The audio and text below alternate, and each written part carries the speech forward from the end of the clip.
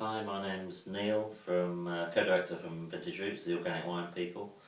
Lucky enough to be here with James Millton today, who's come over all the way from New Zealand, Gisborne, North Island. Produces a fantastic range of biodynamically produced wines that we've been importing for quite some time. James is on a trade visit over here, visiting clients and being involved with various wine fairs. So we thought we'd collar him for a little video experience and talk about a few of his wines. So we've got the Riverpoint Vineyard 2010 vintage here we're going to taste together. James, would you like to tell us a little bit about the background and how the wine came about? Okay, thank you, Neil. The Gewurztraminer that we grow here from our region in Gisborne on the North Island was very famous in the 70s and early 80s for producing Gewurztraminer. In fact, one of the claims to fame was it was one of the few New Zealand wines that the Queen drank. Really? The person who produced it has since moved on. He sold his company, and as a result of that we decided to go and take a collection of cuttings from other vineyards throughout the country who had sourced the original planting material from this once famous vineyard. Okay. So the whole idea was to get the old plants coming back to our region again. And the reason for that is that this particular Gewurztraminer gives characters that are really strong, deep spice, as opposed to lifted, scented wines.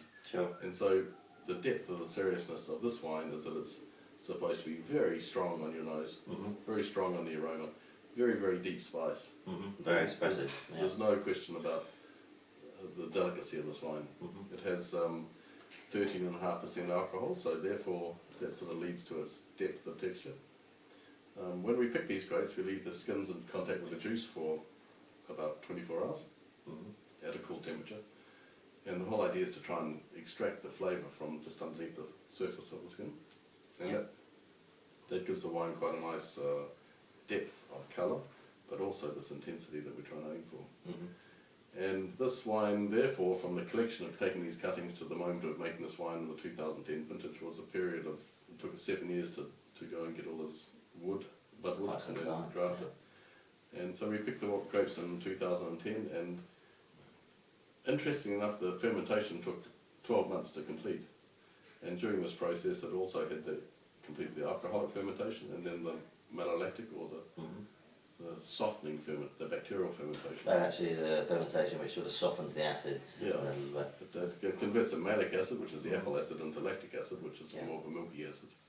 So interesting that it had such a long fermentation, and it sat on the lees, which then sat on the spent lees from the fermentations, and as a result it developed this really nice dry character in the back of the palate. So Gewurztraminer is therefore then an old, ancient variety with quite a lot of fame to it. We're trying to bring back a classic again by bringing this wine onto the market.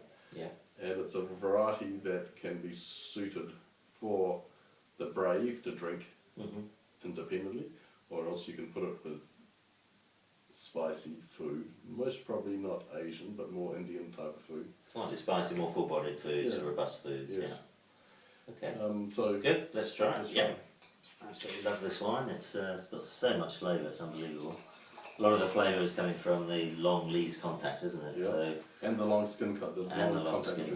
Yeah. We put it into this in a taller Alsatian bottle because this is Alsace is where we consider to be the home of the classic Gewurztraminer. Sure. Cheers. Great colour. Cheers. Look at that. Golden in the glass, isn't it? Yeah, it's like a sunset. Yeah. And then you smell that, this is one wine that I just want to think that it crawls out of your glass and takes you by the nose and just says you're going to not get away from it. Isn't it? Yeah, you could just sit there and smell it all day. It's unbelievable. And it has a suggestion that it's going to be a little bit sweeter, but then when you put it in your mouth like you're doing now, and you swirl it around and you taste it, then it has this lovely, lovely, dry, phenolic character. Springy, racy acidity at the end.